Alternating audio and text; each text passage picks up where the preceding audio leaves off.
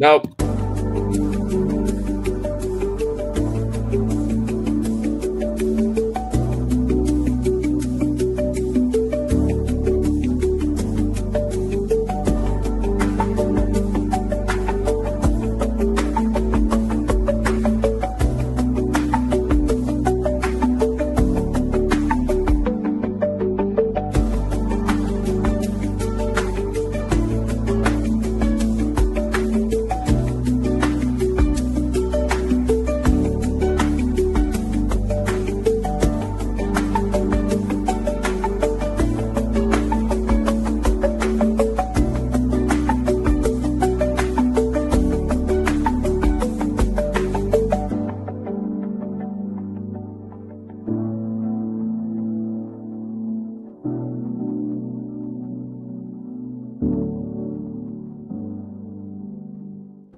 What's going on, everybody? Welcome back to another breakdown. If you're new to these, my name is Lucas, the man to my side. His name is Rohan, and today we will be breaking down UFC Vegas 105. A little bit late this week.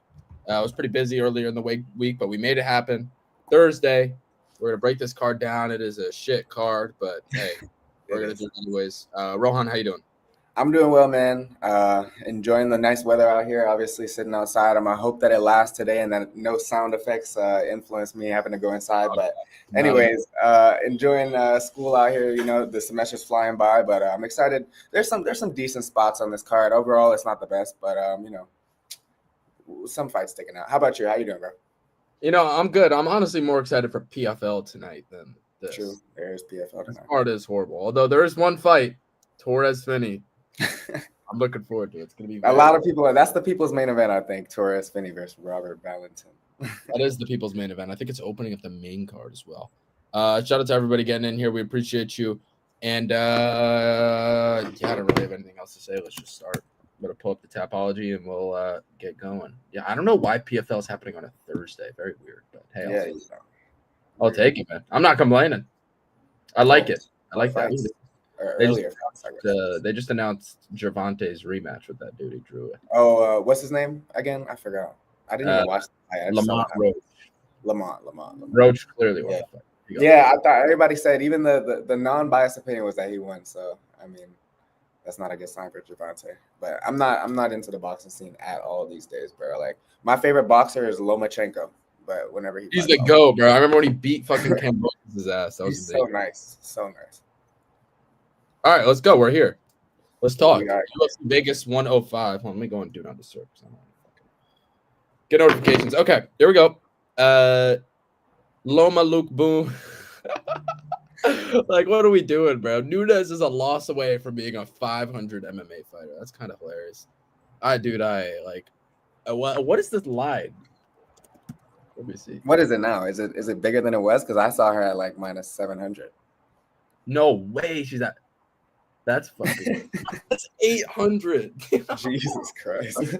That's kind of insane. Like, dude, like Loma is gonna win the fight, but she opened minus 400 though. She opened minus 400, so she was always gonna be a huge favorite in this fight. I don't know, man. I'm low key tempted to. I wouldn't blame you. To bet Estela Nunes. Because that line is just fucking like, what are you going to do with this? Like, Loma's probably going to win. She's better everywhere.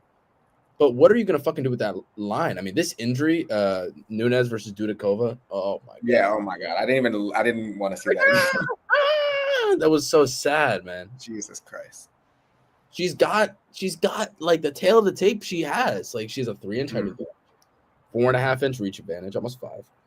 And, you know, you can't really go off that. It's a fucking fight. It's who's the better fighter, but I mean, you're going to give me those advantages and tell me the girl is plus 500? This is a fight between two non-ranked fighters. And there's another fight like this later on the card between Belbita and Barbosa, where Barbosa's minus 1,100 right now.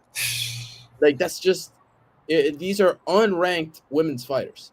The max one of these girls should be is minus 400, minus 500. I mean, taking it to this level between minus 700 to all the way minus fucking 1,100 is insane. I think Loma wins the fight. You can do absolutely nothing with it, and just because this line is so fucking wide, I mean, I might have to look at Nunes. I don't know. This is just, why is this in the UFC? I don't know. What do you got? Yeah, I mean, yeah, you said it. It's two unranked women's fighters, and you can't really feel too confident in those type of spots. But I do feel like, just objectively speaking, Loma is the much better fighter in the spot. I mean, watching the tape, you see how, put together she is on the feet. She's very, excuse me, she's very calculated. She's accurate with her strikes. She doesn't really waste a lot of movement, which I like, because a lot of the women in this division, they'll just swing with no real aim, and she doesn't do that. She actually throws to land, and I like that. And then on the ground, yeah, she is a seasoned grappler. She is a submission. I wouldn't call her a submission specialist, but she does have a few wins by submission. Well, only one win by submission, actually. But most of her wins do come by decision. But she is one that, like, when she is winning fights, she usually looks pretty dominant. Her only losses really are not. I mean, I wouldn't hold them too much against her. Lupi Godinez by unanimous decision. I mean, Lupi Godinez can do that too. You just hold you down there and make things tough. And then lost to Angela Hill. And Angie Hill in 2020 was a dog, just as she is today. So there's no real shame in those losses. I feel like she's fought the better competition. You don't know where Stella Nunes is going to be coming off that horrible injury. And the thing that jumps out is her record. I mean, she's literally a 500 fighter. And I mean, she's lost twice by knockout, lost twice by submission. The last time out, Victoria Dudikova. The last time before that, Yasmin Oregi lost that by ground and pound. I don't think that you can count on Loma to finish this fight, but I do think that she's going to do the better work regardless over 3 rounds. So she's a safe pick here for me. I know the line is insane. And the physical advantages have always been her Achilles heel, because she is like a very small woman for the division. I know, she's super tiny. Yeah, I mean, I don't know. It's just such a bad. Like, it's a bad line, no, but I really do think that you said both of them are unranked, but who has the potential to actually be ranked? I think Loma has all the potential there. And I mean, she fights in a good camp. I do trust her in this spot. So I don't know, man. Yeah, I mean, you can't bet on somebody that's 5'1" to finish the fight. You just can't do that. Yeah, obviously I'm picking Loma, but this line is fucking nuts. And talking about this fight hurts my head. So let's move on. And they're gonna make me do it again. They're gonna make me do it again. Alencar versus the former stripper Demopoulos. Dude, I don't fucking know, man. Like guys, I want to come here and be excited about these fights, but like, these are two girls with reaches of under 60 inches. They're both tiny midgets. I don't know. Like, what are we doing here? I mean, I think Alencar should win. I think Demopoulos is probably done. I mean, she got submitted by Amarim, dominated. But before that, I mean, she's winning robberies against Ducote, robbery against Murata. She should be on a 4-fight losing streak, if we're being 100% honest, right? Alencar, she's had an run. I mean, she beat Ryan Amanda by split decision. She's an all right fighter. She had those 2 fights with Luciano. She drew on the Contender Series, where she clearly won the first 2 rounds and then just got beaten the fuck up in round 3. Her opponent got a 10-8, and then she didn't get signed, but her opponent did. And then they fought again. She clearly lost that fight. I don't know, man. I mean, I just think although she's only 2 years younger, she seems more fresh in the game.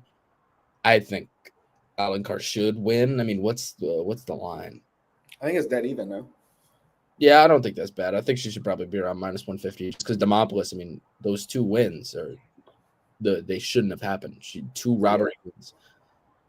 It's true. Alencar should win, but who knows? Yeah, I don't have a strong pick at all for this fight. It's very tough to call, but Alencar, we know what she's going to try to do. She's a submission specialist. 3 wins out of her 5 by submission. She grapples all the time, and just the regional grappling scene, I guess. She's always doing regional jiu-jitsu. But I think the only thing I worry about is her cardio and on the feet. Like, if Demopoulos is I feel easy to take down, though. I feel like I've seen her in the spots against fighters like Amarim, obviously, but she's nasty. Kovacevic, I feel like, was able to land some takedowns on her. She is able to be taken down, and her submission defense is not good at all. I know she's only 1 loss by submission, but she's always getting put in feel like tough spots. So I feel like that is going to be her path to victory here. Alencar, probably either just to grapple her and win 2 rounds like that.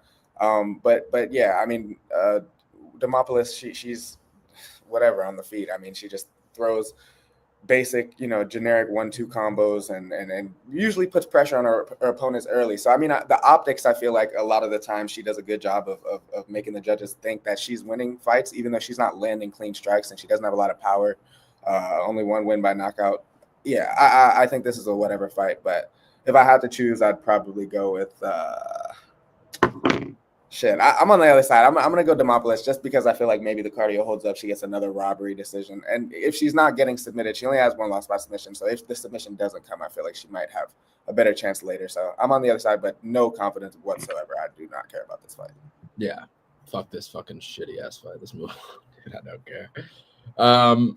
Henry Falcao. Before that, we got some people in the chat. We got my boy FBA, always tuned in. What's going on, FBA? Hope you're doing well. We got your boy Elijah Johnson saying, Rohan getting me tight. I know bro's mad warm.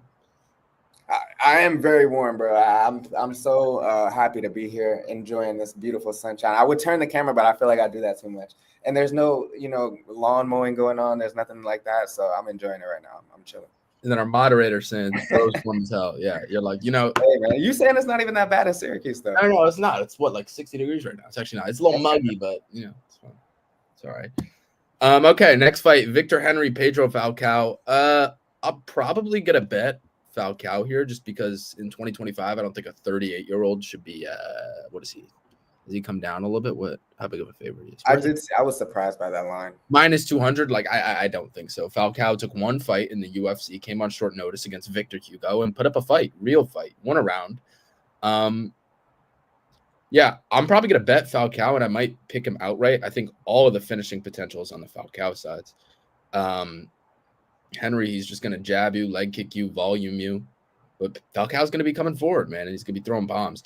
I think, I think he's live to win this fight, and I think this line is just nuts. So I like Falcao. I don't know. I feel like, I didn't see a lot of tape on Falcao, to be honest with you. So I'm not gonna lie. I don't have the best read on him. So I'll just say what I can about Victor Henry. I think you said it, 38 years old, but he does, fight with a lot of volume in his fights. That's what he does. That's what he tries to do is just outwork you over the course of 15 minutes. He's got good durability though for someone his age. He's really tough, but the thing about him is he's very hittable also. Like he comes forward with you and has his hands down when he's throwing combinations. So he's very easy to counter against. And I think, the wrestling defense, I mean, he has good takedown defense, but I feel like Falcao probably wants to get this to the ground and mix in the martial arts. I feel like he'll do a better job I know he has a better ground game than Victor Henry for sure. So that could definitely come into play here, but I don't know. As far as a pick, I can't really tell you because that was the one fighter that I really couldn't do a lot of tape study on. So I'm gonna just whatever. I'll not have a pick for this one. I mean, Henry got submitted by Jourdain. Weird guillotine. I mean, Jourdain gets a lot of people in that. Beat Ronnie Yaya. Yaya was done. No contest against Basharat. Close fight. Beat Gravely. I mean, I just think he's getting older. Fair. I will say though, I mean, like he's one that like at 38 years old, you wouldn't look at him and say he looks like a 38-year-old. And there's another fighter that we'll talk about later, Davy Grant. I feel like he's the same way, but it's because they're kind of smart. I mean, not smart in the way that they're protecting themselves at all times, but smart in the way that they can, just do enough to get by. I feel like so. I don't know if this fight. You said the finishing potential is on the Falcao side, so I guess if you're feeling like that, then there's definitely a reason to bet him in this spot because he's a pretty big underdog. So. Yeah, and Henry's not a fight finisher anyway, so. Epi is saying Falcao struggles to take down Hugo. I mean, I think Hugo's a good fighter. He put up a good account for himself against Farid Basharat. I think Hugo's like that. And he took that fight on a few days' notice. Like, you can't hold him to that. Henry's going to be very good. Henry's got good takedown defense, no matter how old he is. That's still going to hold up, but Falcao's going to be coming forward. He's got the finishing potential here. And I just think this line is off. I think Henry should probably be lined around minus 140, minus 150. I think this is too wide. So pick-wise, I think it's 50-50, but bet definitely Falcao. All right, next one. What do we got? Reese McKee. Yo, this fucking card is hilarious. Reese McKee versus Daniel Frunza. Bro, Daniel Frunza in that Contender Series fight made me so much money. I live bet him at plus money after round one because I saw something about how his opponent Kutski always slows down, and I live bet him, and he fucking just beats the shit out of him and gets the finish in round two. Shout out to Daniel Frunza. I'll always, thank him for that. It's a weird fight. What's the line on this? I haven't even looked. Front at minus 150. I mean, it's interesting because Reese McKee, we really don't know where he is. Like, He's 0-4 in the UFC is what he is. he reminds me of like a shit Austin Hubbard. Like, Hubbard actually can put pressure on you, but McKee's just like a body. Like, he's just like, what does Reese McKee do well? I don't know. For those that don't know, when Chimaev was making that quick turnaround in his first 2 UFC fights, McKee got the call up. Oh, now he's back in the UFC. 2 fights, excuse me, and lost them both. I'm gonna go Frunza. I think Frunza is tough as hell, and I think he won't stop coming forward. And I think McKee, the way he's gonna win is that he just takes a beating and he survives and he keeps pushing forward. But Frunza is tough as hell. So yeah, I don't think McKee's gonna be able to use his only path to victory in any UFC fight. And yeah, I think it's a bad matchup, and I think Frunza should win pretty comfortably. Well, does he finish or decision? I don't know. McKee seems to be tough as fucking hell, but he's taking a lot of damage, so you don't know. I'll go Frunza though. Yeah, I'm on the same side here. Frunza, I just feel like is a better fighter, especially on the feet. He's patient. He uses a lot of low kicks, which I love.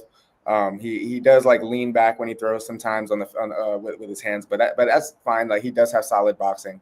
Good takedown defense, which is going to be huge here. You know, I feel like McKee, he knows that he really is not all that on the feet, and I feel like the last fight against like Chidi and Jokwani, like there was a lot of grappling exchanges against the fence where he's going to try to do a lot of that against Frunza, but I feel like Frunza is good enough to avoid those sort of stagnant scenarios against the cage and keep things at a distance. And what I love about him actually is he does such a good job of controlling the center of the cage. Like he's always working to get back to the middle of the octagon.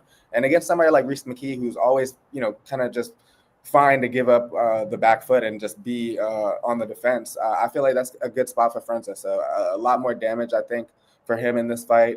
Reese McKee is 0-4 in the UFC, so like why would you really pick him in this spot against somebody that I think is more UFC caliber than him? So yeah, not a lot of finishing potential for McKee, more finishing potential for Frunza in my eyes. So I'm definitely gonna pick him as well. I'd say all the finishing potentials on the Frunza side, in my opinion. Yeah. Also, 3-round fight. McKee's like, I wouldn't call him a 5-round fighter because he's just like shit and survives, but you saw he was winning in Cage Warriors because he was, surviving a beating, and then he just comes back. Yeah, I think Frunza should win. I think this line's off too. Should be a bigger favorite. Let's move on to a fun fight that I'm really excited for. This is gonna be fucking sick. Dione Barbosa versus Belbita. Barbosa is coming off a loss, and she is minus 1,100. Belbita's horrible, so I guess, but minus 1,100 is funny. Yeah, Barbosa should win, but I'm not betting on Belbita, by the way. Like, I know I said I was considering betting on Stella Nunes, but Belbita is actually horrible. Yeah. Money line wise, don't even. I'm not even gonna watch this fight. Probably, maybe Barbosa gets a finish though. I mean, she's got some good submissions. And Belbita's been submitted many times. Actually, now that I think about it, maybe that's a look. Barbosa by submission. I mean, Belbita's. Yeah, no, that is this. Remember, I cashed Molly McCann by sub. That was a great bet. I think Belbita can. I mean, I think Barbosa's significantly better with her submissions. Barbosa by sub plus 100. Why not? Yeah, that's my prediction. I don't want to talk about this fight for too long. I think Barbosa subs her. Absolutely. I have the same exact read on that fight. Belbita, if you're getting submitted by Molly McCann as easily as she did with the arm bar, I mean, I feel like Barbosa can get you in even worse spots. And yeah, the wrestling discrepancy is huge here. Like Belbita has decent volume on the feet, and that's just about it. She doesn't really have anything else to get to her game. I feel like Diana Barbosa will have no problem in this fight. So yeah, the line is crazy, but usually, I mean, when's the last time we really seen? I feel like it's been a while since we've seen one of these huge underdogs lose, and I don't think this is going to be the time. So yeah, another shit fight.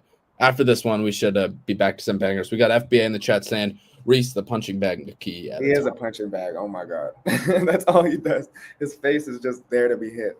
No matter. Bro, I remember I was at his last fight against Chidi and Jokwani in Atlantic City, and dude, I was like falling asleep there. That's what I'm saying. So many just like hugging. They were just hugging each other against the cage. And I'm like, it was a lot of Chidi too. Chidi is not a good fighter either, but No, Reese McKee is not UFC caliber. Now, this is a banger fight. I love this fight a lot. I love this fight. Daniel Santos, Davy Grant. Yeah, I love Daniel Santos. I don't know where the fuck he's been. Almost 2 years away. What the fuck happened? This guy is good at fighting. Like, really good. Like, oh my God. That win over John Castaneda was just beautiful. Lost to Julio Arce. Weird fight. Took it on very short notice. Lost unanimous decision. That was also 3 years ago. I feel like he's leveled up big time since then. There was 2 wins that he had against Castaneda, Needham, and then that Johnny Munoz fight was weird. Like, Munoz just will just hold on to you for fucking dear life, and that's all that really happened. So Santos wasn't really able to get a finish. I don't hold him to that, but yeah, I mean, this is obviously a massive step up. Davy Grant, it says he's 39, but like he's gotten better as his career's gone on. Beat the shit out of Ramon Tavares in his last fight. Lost a split to Daniel Marcos in a fight that like everybody thought he won. So he probably should be on a 4-fight winning streak here. I think Marcos is really good. I think Davy Grant is really good. What's the line here? Santos slight favorite, minus 145. I think Santos is the better fighter, but on the feet, it's going to be very, very close. And will Santos be able to get takedowns? I don't know. I don't know. It's tough. I think I'm going to go Santos just because he's younger, taking significantly less damage. And but I don't know. Davy Grant, like, he's always there, man. I don't know. It's a tough one to call. Santos, I think, is a big future. But he's taken also, like, how many fights has Davy Grant had since fucking Santos's last fight? He fought almost 2 years ago. And since then, Grant's had, 2-3 fights? Like, and he's won all 3 in my eyes because I thought he beat Marcos. I don't know. It's a weird fight. I'll go Santos. I just think he's faster, but I'm not betting it. I don't think. I'm on the other side here, but I love this fight. I love this fight, but I love Davy Grant, man. I've been watching this guy ever since I was like a real hardcore UFC fan, back in the day, 2019, 2020, bro. This guy has been in the UFC. He's been around for so fucking long, but he really has gotten better. And at this stage in his career, man, I really am a fan of the striking. I think he's, like you said, at 39, he does not look 39. The Marcos loss, like, I think he's a really, really good striker, and that was a striker's delight. And, sometimes you're going to get the wrong end of the stick, but I thought he looked really good. And what I like about him, like, he just does everything so calculated on the feet. The stance switching, he fights out of both stances, kicks a lot, those heavy leg kicks that he throws. He tends to do a good job of keeping the distance. Like, he can get caught up against the cage sometimes, but it's not easy to take down. I don't like that sometimes he does get a little wild with his wide striking and leaves his chin up. But the same can be said about Santos. You mentioned that John Castaneda fight. He could have been knocked out twice in that first round because he got head kicked like so bad. He was like stumbling, bumbling, but then eventually he just caught Castaneda because Castaneda also doesn't do a great job of protecting his head. So they were kind of just going back and forth, rocking each other in that fight. But he did show that he's really, really tough. Obviously, good volume on the feet, and the grappling as well is going to be big here. But I really trust Davy Grant in 3-rounders these days to just be smart and win with points. Just do a good job at point fighting and be the more accurate guy. I think that's going to be a big difference here is the accuracy. The cleaner shots probably will come from Davy Grant. Could he get rocked here and there? Definitely, because Santos is a big hitter, as we saw in that Castaneda fight. Knocked him out with a beautiful knee, but I don't think Grant is the type of guy to like put his head down and get caught in those bad situations. So I'm going to pick Davy Grant here. Plus money, I like the line. It's going to be a great fight, though. I'm very excited for this one. Yeah, you might be turning me. I'm not going to lie. Like, Grant's just proven so much more. I think the Marcos fight, I looked at back. I watched it back. I thought he won that one. And he's very smart, man. I think did you see the Castaneda? You remember what I was talking about? Like the Castaneda fight, he should have knocked him out. But he showed a crazy toughness. I was shocked because I watched very durable guy. Very durable. So I don't know, but both of them are. I feel like both of them are pretty durable guys. You might be turning me because Davy Grant should not be plus money here, I don't think. Yeah, like I expected this to be a pick'em. After I didn't look at the line until like this morning, but I expected it to be closer to that pick'em. Yeah, I think this probably goes 3. But you know what? You turn me. I'm gonna go Davy Grant. Cool. I'm gonna go Davy Grant. Yeah. All right, let's move on. Next one, we got this is some of these fights are just so funny. Like O'Day is back. O'Day is back. I love it's O'Day. just so funny. We got Luis Garule taking on O'Day Osborne. Garule, I don't think at first he wasn't supposed to fight on the Contender Series, but then I believe he got a short notice call up, and then he beats Nick Pincanini in a fight where a lot of people feel like I think Pincanini won. I just don't. I don't have a good read on this guy. He's a dog. He's going to come forward. I think he's solid everywhere. But is he UFC caliber? I don't know. First of all, I think this line is fucking insane. Like minus 250 for a guy that's proven nothing is nuts. O'Day Osborne. One thing about O'Day Osborne is he has some fast fucking hands, Rohan. He is super, super, super fast. He should have beat Ronaldo Rodriguez or Lazy Boy. I'm not calling him Lazy Boy after that shit performance against Borjas. I think that he finished him in round one. He finished him. He knocked him the fuck out in round one. And Lazy Boy's just fucking insane. Survived. We just haven't seen anything from Garuli yet at this level. I feel like I'm probably gonna end up betting Osborne. I know there's a chance that Osborne just gets pressured and subbed, but look at the people who's doing that to him. Honestly, I thought he beat Lazy Boy. I thought he won rounds 1 and 3. Is that crazy? No, I mean there were so many grappling scenarios where they were just flipping from having back control. He had him in a triangle for like 2 minutes. I bet O'Day. We were talking about this last year. I bet O'Day sub plus 2,000. I thought I had it. I thought it was. Bro, it was literally his legs were too skinny, bro. Because that shit was as deep as it could have been, but the squeeze just wasn't there, bro. That was hilarious. But man, I don't know. I don't know. I mean, let's look at the career of O'Day real quick. Got submitted by Jafel Filho. Filho is dangerous on the ground. I really like. Yes, O'Day Osborne he's got some. He's not that good on the ground, right? His grappling isn't that good. But like you can't hold him to losing to fucking Filio. Like Filio, I think is good. Got submitted by Almabayev. Same thing there. Beat Charles Johnson. I mean, obviously could have gone either way, but I mean, it's just is Garule the level of those fighters? I really don't think so, and I think I'm leaning towards not only a bet of Osborne, but a pick of Osborne. I think I'm going to go O'Day Osborne to win a decision here. Man, I don't know. Now you're kind of convincing me because in my notes I have it the other way, but it's not like a strong pick at all. I could see this fight playing out a lot of different ways, which is why I'm personally staying away. But O'Day, like I wrote, look, this guy, the pace that he sets from the beginning is insane. I mean, he comes out just throwing insane volume from the first bell, but he's good pretty much everywhere. Like he can fight off of his back. I like the fact that he goes for submissions and he doesn't just chill there on his back and accept the bottom position, but he just lacks like physical strength. He's not like the strongest flyweight. I mean, he's a flyweight, so it's not crazy, but I just feel like you saw it in that Ronaldo Rodriguez fight. Like he was in dominant positions on the ground and just wasn't able to close that because he just doesn't have the strength. But he's so fast. But also like, who's he knocking out? I mean, he was supposed to knock out Lazy Boy, but he has, 4 wins by knockout, pretty good. But in the UFC, who is Zakur Adashev? I don't even know who that is. That's somebody he knocked out. Zaruk Adash. Jerome Rivera in 2021. Don't know who that is. Like, I mean, and then he got subbed by Brian Keller. This is years and years ago, so I don't want to hold that. Yeah. Come on, go on. You're looking. But listen, I do like the read that you just laid out there because is Garule UFC caliber? I mean, I watched a few of his fights. He first of all, what I noticed is like his head and like his upper body is just thick. Like he reminds me of like Miles Johns. Like he reminds me of Miles Johns' build.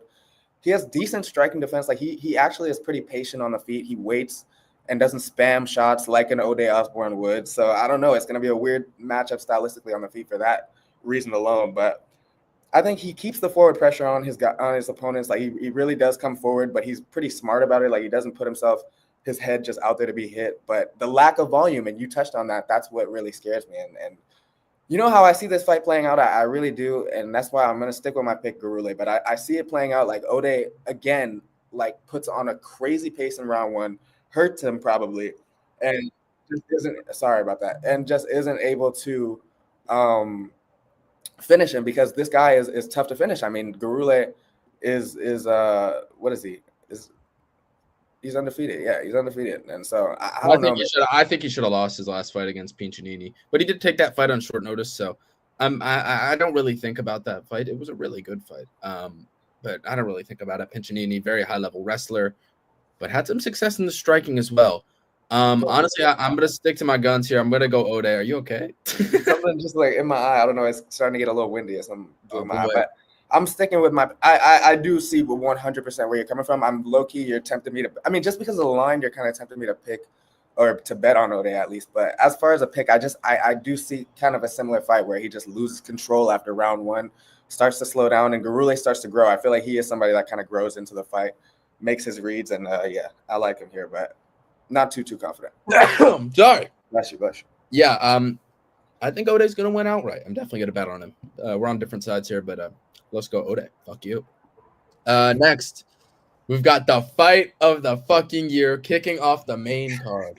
Robert Valentin taking on Torres Finney. You know, a lot of people are really, really excited for the debut of Torres Finney, and I am as well. But I'm actually more excited for the debut of Robert Valentin because this guy looked like a fucking world beater on The Ultimate Fighter, and then all of a sudden he just gets fucking tapped out by or he just gets beaten the fuck up by Loader. Now that fight was very weird, and I know a lot of people see that fight and they say, "Oh, if he's getting ragdolled by Ryan Loader, same thing's gonna happen here against Torres Finney." But what happened in that fight was they were in a weird exchange on the ground, and Loader snapped Valentin's arm, but Valentin kept fighting. Actually, almost had Loader in a choke, and then after that, you know, his arm was gone, got beaten the fuck up. But man, I mean, I don't think Torres Finney's that big of a submission threat, to be honest. And honestly, I don't think he's that good. That first fight against Yuri Panfarov, bad performance. Yes, he did get the finish in round 2, but he did not look good at all. Like round 1, he got beaten the fuck up. He was getting hurt. He looked exhausted and then just pulled off a rear naked choke. Second fight, went to a decision with Cam Rouse in a fighter that I don't think is that good. And then his third fight, obviously, just beat the shit out of his opponent. But man, I think Valentin's on a different level than all three of those guys. And I think Valentin can win this fight. And I think this line is insane. And I already bet Valentin. And I like him. It's not biased. I like him a lot as a fighter, but I really think he's so fucking violent. And he's got great cardio. And he's dangerous everywhere. And I think he can really cause problems here for Finney. I'm going Robert Valentin to win this fight. I don't know, man. It's such a clash of styles. I mean, it's literally the polar opposites, it feels like. But Torres Finney, you said what you said. I mean, in the Contender Series, been there 3 times. I feel like, I mean, the Yuri Panfarov, he did not look good, obviously. He got hurt. But, I mean, he survived. You know, he showed toughness, showed heart, and then he did finish the fight. I feel like if Dana was to sign him there, it wouldn't have been a problem. I don't know why he didn't and made him come back twice. But, I mean, he finished 2 of his next 3 opponents. And Valentin, from what I see, man, like, he is skilled and he is probably more technical than a Torres Finney. I mean, but that's just not Torres Finney knows that. He fights within himself. Like I am a little worried about that's the one thing I'm worried about is Finney's chin, because like we said, he's been hurt, doesn't have the best striking defense. His chin is pretty there to be hit, but he's coming forward like unrelenting. He's coming forward to get these guys down and hold you there. Once the thing about it, I love about Torres Finney is, I mean, the pressure, and that's why, I mean, like, I'm gonna throw this out there as a joke, but he does look like a freaking middleweight DC archetype. Like, he just looks like he's a huge, stocky guy, and I mean, when he gets you down, it's really tough to get back up. I really see Valentin struggling if he gets held down here to get back to his feet. I mean, he does have really good jiu-jitsu, but his wrestling, his own offensive wrestling is not the best, and it's not going to be a big tool in this fight, I don't think, against Finney. And he's just at a big size and physicality disadvantage. Like, he's a sneaky fighter. Like, he will catch you with an uppercut here and there. Like, if you make a mistake and come in with your head down, that's something I could see potentially as Finney just, you know, recklessly coming in and getting caught with something. But if he's not, and if he's able to just get this fight down to the ground, I really think he's going to be able to keep it there. And I mean, his ground and pound is really nasty. Like, he unleashes huge shots when he gets into dominant positions. And I feel like we could see maybe like an early stoppage or something where he just has Valentin and Valentin's protecting himself, but still the volume is crazy and they stop the fight. Like, something like that. I don't know, man. I think there's finishing potential on both sides here, which is what makes this fight so fun. But for the sheer, I mean, we always say, like, wrestling is the best base to have, and this guy is a demon, man, when it comes to the takedowns and slams and things like that. I feel like Valentin, at the frame that he has, I mean, it's going to take a lot for him to finish Torres Finney and maybe pull off a submission, maybe knock him out, but I think it's the safer choice here for Torres Finney. Yeah, I disagree. I don't think that he's going to be able to get Valentin in those positions. Loder's a really good fighter, first of all. Loder took him down. Valentin instantly started, trying to fight off submissions, which I don't think Finney has the capability of doing. I think he's just like a control and look for like a top mount or back mount and pound you out. I don't think that Valentin's going to give him that. I think Valentin's going to stay patient on the ground, not give up those positions. And when it's on the feet, I think this is an absolute wash. I think Valentin's super durable. All Torres Finney has is those overhands. I think Valentin will just piece him up on the feet. I disagree, and I think I don't really understand the line. Valentin currently plus 240. I bet him at like plus 190. So I very rarely get reverse CLV, but I did this time. But I'm sticking by my pick. I think Robert Valentin gets it done. Does he finish him? I don't know, but I think he wins. Let's move on. Next fight, Gerald Meerschaert versus Brad Tavares. At first I was like, okay, I'm not betting this fight, but I get the line. Tavares should probably win. The guy is known for having incredible takedown defense, and on the feet he should, beat up Meerschaert. But Meerschaert has been showing off a lot of power in his hands. And not only that, I feel like Tavares, you look at that Jun Young Park fight, he's given up takedowns a little bit easier. I think this line is very wrong. I think this should be close to even. I mean, Tavares, you just don't know where this guy is in his career. He's getting worse every fight. And Meerschaert, it seems like, surprisingly, he's peaking. Yes, he lost to Reiner de Ritter in his last fight, but I don't think that's a bad loss at all. Had some success in that fight as well, hurt de Ritter. Submitted Edmund Shabazian. Submitted Brian Barberena. I mean, Barberena, he's shit, but I think GM3 is a live bet here. Does he win the fight? I don't know, because Tavares, his takedown defense will still hold up. His striking is not bad. But man, Meerschaert, he's tough, and I think he'll be able to hurt Tavares. And then when he has him scared about the hands, he'll mix in the wrestling. I don't think he'll get him down a lot, maybe once or twice out of like 6-7 shots. But this guy's always live for a late finish, and I think he's live for it again. I think Meerschaert can win this fight. Tavares never been submitted, but I think there's a chance. I mean, he's such a fucking brute, but I think there's a chance that changes. I'm going to just pick Gerald Meerschaert to win this fight outright, I think, and I'm going to bet him as well. A lot of dogs in this card for me. Fuck. Dude, this fight, I don't know, man. It's such a weird one. It's 2025, man, but Brad Tavares is still out here, and I mean, Gerald Meerschaert, it feels like Brad Tavares is like older than he actually is. What is he, 37? It feels like he's like 39 at this point, but whatever. They're both the same age. I feel like in fight years, Brad might be a little older just because of the damage that he's taken across his career, but I don't know, man. I feel like this is a weird change in styles than from what he's seen in the past couple of fights, and same thing for Gerald Meerschaert. I feel like you say Reiner de Ritter obviously is even better grappler than him. That's why he got subbed. But Tavares, I mean, he was just fighting Jun Young Park and Gregor Rodriguez, two guys that are going to slug on the feet, and now he's going to somebody that, I mean, yeah, Gerald Meerschaert has improved hands for sure, but he's still not somebody I think is somebody that's live to knock you out all the time. I think that in this fight, I mean, Tavares is usually pretty safe on the feet, and he does have that good takedown defense, which if it holds up for 2 rounds out of 3, he can definitely win this fight just by doing better work on the feet. I don't know, man. It's such a weird fight with Gerald Meerschaert because, I mean, what has he shown you on the feet? I mean, like I said, he hurt Reiner de Ritter in his last fight. I think his hands have gone. But Reiner de Ritter on the feet, I've never been impressed with him either. I feel like he's a little. I mean, he just showed off power, that he has some power. True. Okay, he has some power. I mean, you look at his losses. Okay, a loss, split to Andre Petrosky, whatever. Lost to Joe Pyfer, got knocked out. Okay.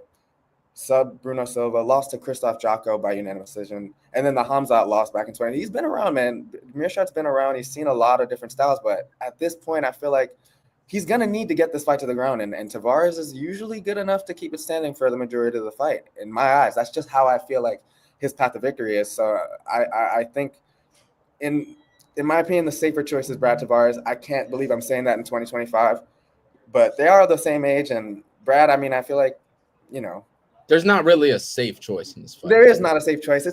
I don't know, man. It's a weird fight. But the plus money, what did you say the line was? I got it like plus 190. Plus one, yeah. He's looking at plus 190. Yeah, that's pretty decent value on Gerald Meerschaert. So I couldn't fault you for that. But as far as my pick here, I'm going to say Brad Tavares can keep it in his realm on the feet and just do the better work in the boxing department. Get a unanimous split decision. I'm going to say Brad by split. Some of these fights in this card are just so funny. So jokes, man. So jokes. Yeah, I hear you. Like I said at first, I was on the Tavares side, but I think Meerschaert can put up a real fight, and I think that line is probably wide. Like what the fuck? No, this one is the worst. What if it is the UFC anymore, bro? Yo, Kennedy, they falling off. our boy Kennedy and Zuko versus Budai. Budai is so fucking bad. I mean, Kennedy should win this fight. Budai, the only moments of success he's gonna have is in the clinch. Kennedy, will he tire out Kennedy in the clinch? I don't think so, man. On the feet, I think it's a wash. No matter Kennedy, sometimes he's good, sometimes he's bad. No matter which Kennedy shows up to this fight, I think he should be able to beat Budai. Budai is so fucking bad. He went life and death with fucking Arlovsky. This guy is 33 years old. How do you go life and death with Arlovsky? Budai fucking sucks. I thought he lost to Bresky too. Wherever that fight is. Yeah, I think on the feet, Kennedy should. Budai's not going to take Kennedy down, I don't think. Yes, Kennedy's moving up from light heavyweight, but I just think he's too athletic for Budai to get down. Yes, Budai is just a fat fuck. Yeah, I think Nzukwu. I don't think he'll knock him out. I think this one actually probably goes the distance, surprisingly. I think he's tough as nails. Budai, and I don't think Budai is finishing Kennedy. I don't know, man. I think Kennedy wins by decision. What's the line on fight goes the distance? I'm thinking that it's going to be a snipe. Here we go, minus 300. I'm about to see. Oh, only plus 110. I actually don't mind that. If I'm not mistaken, Budai he's been knocked out once, but that was by Shamil, and he really held his ground against Shamil. He was getting beat up, but he didn't like fall down. The ref kind of just stepped in and stopped it. That could be a look. Fight doesn't go. I don't mind it. Give me Nzukwu. I don't think I'm going to parlay him, though. This is just a low-level fight. It's just funny as fuck, Yeah, you cannot. Oh, my God. Do not parlay Kennedy in such a – he lost to my boy, OSP, when he was a what, like minus 500, minus 400 favorite in that one? Oh, my God. It scares me. I want to kill myself. No, but that's what I'm saying. Like in all you don't know which version of him you're going to get. Exactly. That's why we need to see him on the scales or something to know for sure whether we can – I mean, but it's heavyweight. I feel like this is the division that he's kind of feeling better at. So, look, what was it, Beast Boy in his last fight? That wasn't his last fight, was it? No, Lucas Bresky. Jesus, man. Why you got to take on the two worst heavyweights on the roster? Literally, bro. Okay. I mean, look, yeah, you're knocking out Lucas Bresky, though. That's a good look, right? You knocked him out, yeah, in round one. And then the Barnett fight, whatever. That's not a good look.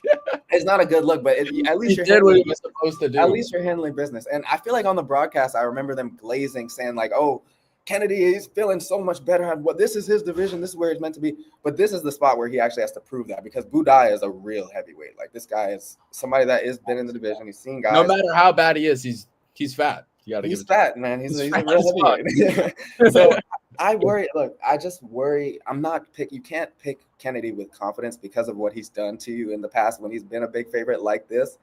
But he should win this fight. I mean, he's got more tools on the feet, the longer weapons by far. I feel like the clinch is going to be a worry, and later in the fight is definitely going to be a worry because Budai, I feel like, is somebody that probably grows into the fight. But Kennedy, I mean, I do think that we're going to see somewhat of you got 2 wins under your belt. You got some momentum. It's not the best wins to have, but I feel like this is a natural step up to take. I mean, it is a step up, but it's not a huge step up. It's a decent one. So I think he should get this one done. I mean, I'm not trusting him in any sort of parlay. I would not advise that, but I'm gonna pick Kennedy here to win this fight. And what did you say? You said unanimous decision, or what was your pick? I feel like decision. I think the fight goes the distance. I think Kennedy probably wins. Yeah, the guy is so fucking shit. I like that. I'm gonna say Kennedy by decision. That's my official pick as well. Yeah, it's just a funny ass card, bro. So many funny. A lot of funny fights, bro. Triad saying loved your video on Finney. Thank you very much. Yeah, I think I'm gonna do another one because that first video was kind of just like a story time video about how it's my favorite fight. But I think I'm gonna do another one about how I'm actually picking against him. I think that would bang. Yeah. All right. See, why is this on the fucking main card, bro? I hate the UFC. It's so high up too. I mean, but all Fucking, these this fights. fight is so bad. Like, why? There's let's see. Let's look at the prelims.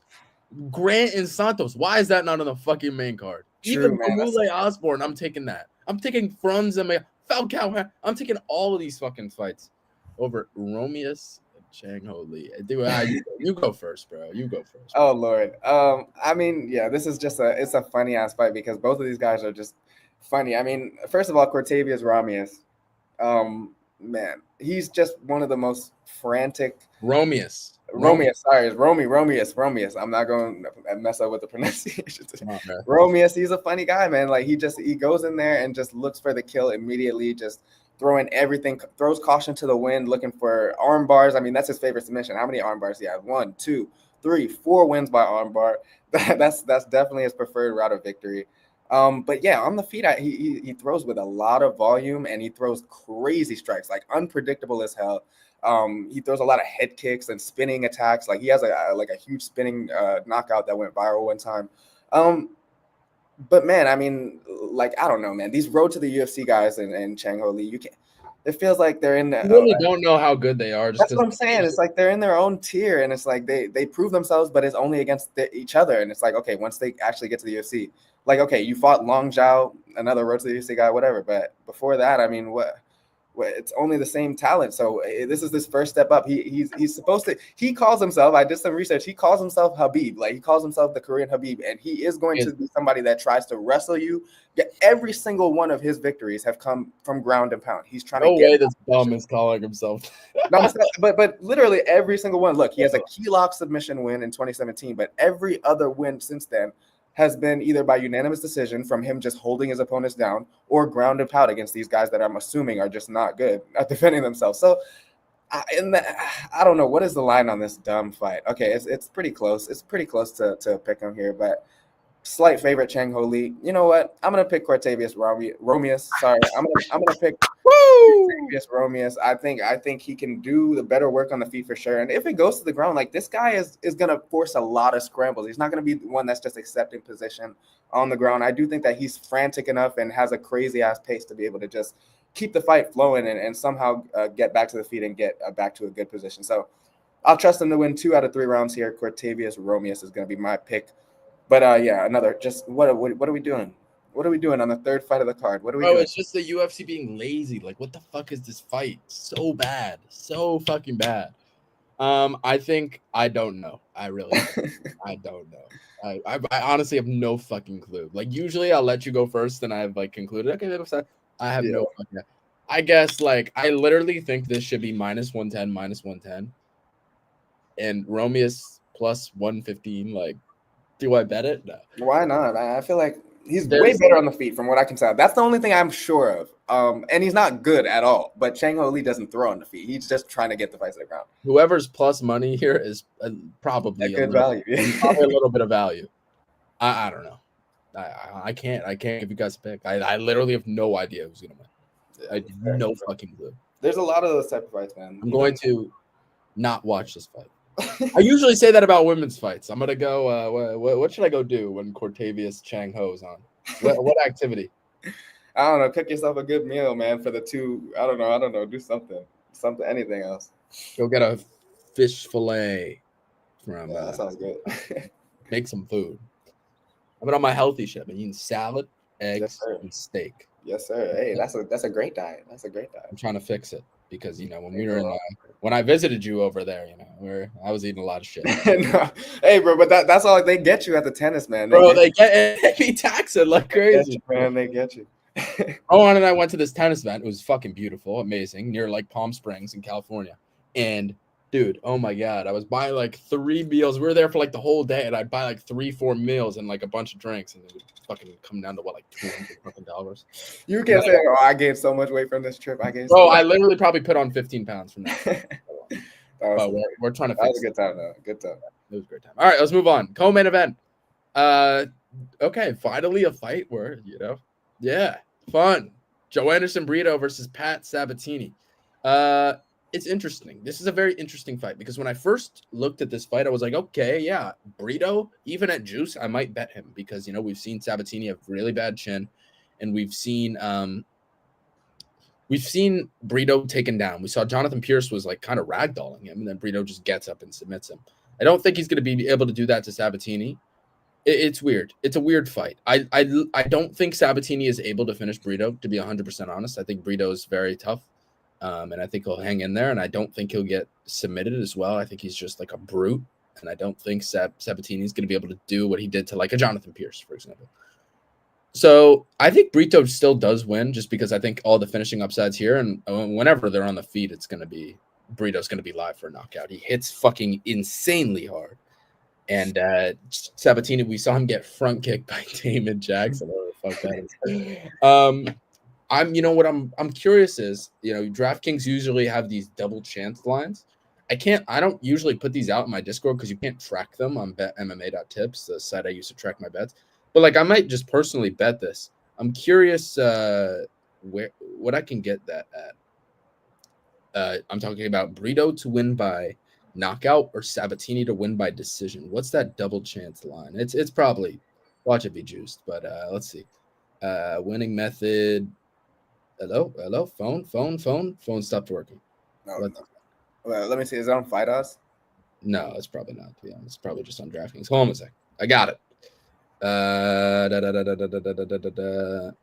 Okay, here we go. Yeah, they only have individual double chance, not combined. On DraftKings? No, on Fight Us. I can hold on. Let me. No, I got it. I got it. Wait, no, I don't. You got to. Fuck. I look at my phone. It's probably a good line. I mean, if it's anything under, if it's like minus 150 or below, I'll probably bet it. To be honest. Let's see. Yeah. UFC odds. Sabatini, Brito. Here we go. Winning method. Pat Sabatini to win by decision or Brito to win by KO, minus 175. I mean, a little too juiced for me, but I think that's both of their paths. I don't know. Yeah, I think Brito probably knocks out Sabatini, but we've seen him struggle on the ground in the past, so I think Sabatini has a path, but man, that chin is a problem. So I'll go Brito by knockout. Yeah, very, very, very similar read from me here. I have Brito picked here. He's a good kickboxer, and he hits very, very hard. I think like the grappling is definitely in favor of Sabatini in this fight, but I wouldn't call Brito a bad grappler, especially early. I feel like maybe late if it gets there, like Sabatini might have more success, but I think he can do a decent enough job early to just keep it in his department and where he can definitely hurt Pat Sabatini on the feet, man. He's been able to hurt fighters that are better than Sabatini a lot better on the feet. And Sabatini, he is a very good grappler. I mean, this guy has had, crazy ground exchanges with the likes of like Diego Lopes and who else is he fought? Like, how do you always call him that, Diego Lopes? I love it, man. That's how it looks. Diego Lopez, Nico Price, he's fought in the grappling scene. He does a lot of grappling with high level guys, but that is, that's his only path to victory here. Nico Price and high level in the same sentence. I'm sorry, you're right. that was my mistake. Hey, Alex Caceres, is he high level? Yeah, shout out my boy Alex. I love Alex. But I don't know, man. It's a really bad stylistic matchup just because Brito is just such the physicality here is definitely on his side. He can kind of just muscle Pat Sabatini around the cage, I feel like, and stave off some of those takedown attempts. And yeah, on the feet, he's got all the finishing potential. So I'm picking Brito by knockout as well. I think, round 1 or 2 for me, he gets it done. Because if it goes past that, I could see Pat Sabatini starting to have some success. But I'm definitely in favor of Brito here for sure. By KO? Yeah, KO. That's my pick. Yeah, I'm with you. Let's move on. Main event. This is a good one. Josh Emmett versus Lerone Murphy. Josh Emmett had a fucking vicious knockout and then kind of like just disappeared. Knocked out Bryce Mitchell, December of 2023. Insane highlight, and it's been going more viral now than ever, considering Bryce Mitchell and what he's been saying. But I do think Lerone Murphy wins this fight. I think this guy is incredibly durable. He ate a big shot from Ige, was hurt bad, but recovered very fast within like 10 seconds, was throwing shots back. And I just think he's more technical here. I think Emmett's 40. I think he's just like, you look at his losses, right? Lost to Ilia Topuria. Obviously, absolutely zero shame in that. Though he did get 10-7 to 1 round, which is pretty funny. And then got submitted by Rodriguez, was having some success early. I think he hurt him or connected clean, and Rodriguez kind of ate it. Shoots a takedown and then just gets submitted off his back in a triangle. Look, I think Emmett's going to be able to throw his bombs, but I think, man, Murphy knows what's coming. Here's the difference. Yes, Ige caught Murphy bad, and the average fan would say, oh, if Ige can catch him like that and hurt him bad, Emmett can probably put him out. But here's the thing. Ige is a little bit more diverse with his strikes. I think Emmett, you know what he's going to throw, a jab and hooks. Doesn't really kick. I think Lerone Murphy's a smart fighter, very high IQ. He's going to see a lot of these big shots coming. He's got to avoid them for 25 minutes this time around, which is going to be tough, but I do think he's able to do it. I think he's a very clean kickboxer. We've seen him 5 rounds in the Apex against, what's his fucking name? Edson Barboza. Completely different style here with Emmett, but I do think, I'm going to take the high IQ fighter here. I think he's probably safe to parlay as well. I like Lerone Murphy to win a decision here against Josh Emmett. Yeah, no, absolutely. Lerone Murphy has to win this fight, and I think he will win this fight. Josh Emmett, 40 years old. It's 2025. We can't trust him. But, they do say the power is the last to go, and this guy's power is inhumane at times, bro. The way he be knocking people out is very, very scary. What he did to Bryce Mitchell was evidence of that. But I feel like, man, you take a look at Lerone Murphy's UFC career since he's been in the UFC. Since 2019, he's been in the UFC. I mean, the progression has been steady, consistent, and he's looked better and better in my eyes. I mean, started off with Zubir Tukhugov, who isn't even a bad fighter. For your first UFC fight, that is not a bad matchup, but draw against him, whatever.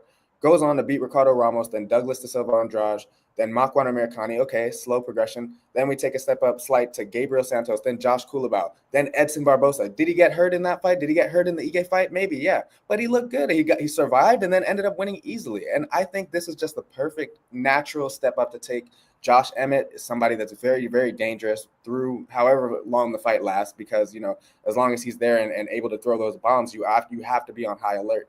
But, I mean, the last time we saw Josh Emmett in a 5-round fight, I believe, was when he fought Ilya. And, oh, my Lord. Oh, my Lord. And then even before that, I mean, I think he was in a 5-rounder. No, it wasn't a 5-rounder. 3-rounder against Yair. Got subbed by Yair. I don't think that's a path to victory here for Lerone Murphy, but I honestly could see like a very similar fight. Not in terms of, the sheer damage that Ilya did, but when Emmett is there for 3 rounds and he's not having the success with the bombs and, there's not a lot of wrestling involved, I'm not going to put it past Lerone Murphy to do some damage of his own here. So I think, it could get ugly down the stretch, especially if Lerone hurts him early. Then it's going to be high finishing potential, I feel like. But he's gonna have to play it very smart. I see that first round being really timid. You don't want to engage in close quarters with somebody with that sort of power. So I feel like he's going to take his time early. But as he gets more confident and if Emmett's power is not what it was, and he hits Lerone Murphy and with his clean shots, and Lerone is like, oh, I can eat those. I just took his best shot, man. His confidence is going to skyrocket. And then as the fight goes on, he's just going to look so much better. So yeah, Lerone Murphy is definitely the safer pick here at whatever, minus 250 or whatever he is to win this fight. Those are great odds, similar to what Brandon Moreno was last week. I think you could stick that in your parlay. No problem. Yeah, definitely the pick here. I'm in full agreement. Lerone Murphy got to get this done for sure. Yeah, I'm with you, man. I'm excited to see this fight, though. Emmett, I was watching like an interview the other day. The dude looks like ancient at this point. Yeah, bro. With the beard, especially. Whenever you got that beard, I'm like, God damn, bro. Funny as fuck. I'm so curious old. if he saves it. Yeah, I like Murphy here. Although Emmett, it's gonna be scary. But It is. It's always scary. This is a guy in the Lerone Murphy. No diversity, no striking diversity. Like, he's not throwing kicks, he's not throwing jabs, he's only throwing overhands. And I feel like that's pretty easy. A high IQ fighter like Murphy should be able to win. It's gonna be a scary one, but I do think Murphy should get it done. I think he's probably, honestly, he's probably the only comfortable parlay piece on this card. Yeah, really, in my opinion. Yeah. Yeah. All right. Yeah. Inflated. I like that. I think that's it, right? Yeah, that's it. Good card. We got PFL tonight. PFL. Who's fighting? Actually, I haven't checked anything about the PFL. Who's fighting in the main event? I don't know if you care about any of these guys. Who do you know from here? Do you know anybody from here? Logan Storley. I know Logan Storley. He beat MVP. Yeah, that's although he's looked awful recently. Anybody else? Movlead Kaibulaev? I mean, I should know somebody with those last names. Is he going to do work tonight, though? Is this a good spot for him against this Canadian? The Canadians don't do too well, man. He hasn't fought in 2 years, though, Kaibulaev, because he gets injured a lot. A lot of people were comparing him to Khabib back in the day, and then he got knocked out by Daniel Pineda, who was on an insane amount of roids. This is like 5-6 years ago, and it got turned to a no contest, which is why he's got a 1. Yeah, he should win though. Jesus Pinedo, another guy, a really good striker. That Gene, very high level. Giannis Bakar was actually on the Ultimate Fighter this past season. Greek guy. Nathan Kelly, I feel like I heard that name. Bro, Giannis Bakar, that's the guy that Valentin. Did you see the elbow knockout from Valentin? Yeah. That's who he knocked out. Okay. Gotcha. Former cage. Hey man, that's why the Torres Finney chin is a little question, because he does have some tools in that box, Valentin. But that's the people's main event. I'm very excited for. By far, I'm more excited than that than the main event. I'm not even. No, definitely. That's all we got, folks. Rohan, any final words for the people? It's gonna be the UFC card. It is going to be one of the UFC cards of all time. Sit back and try to enjoy for as much as you can. There's going to be a lot of bathroom breaks. Do what you do in those times. But I think there's some good betting spots as well. We'll try to provide the value in the Discord. If you're not there, go join that ASAP. Be on the lookout for more content on the IG. Maybe we do a parlay stream. I don't know if this is the level of card necessary. No. I'm sorry, stream. Guys. No parlay this week. No parlay. Yeah, I don't know if it makes sense. Maybe. I don't know. Maybe. We'll see. Probably not. But yeah. Anyways, be good, guys, and enjoy this card. We'll see you guys soon. For sure. Thank you guys for tuning in. We appreciate it. Everybody that tuned in, we appreciate it very, very much. It means more than you think. But for now, I remember my outro. Yes, sir. And we sign off. It's been your good friends Lucas and Rohan breaking down another card. We'll be back next week for an absolute fucking banger of a card. I'm excited for that. But for now, it's been Lucas and Rohan, and we're signing off.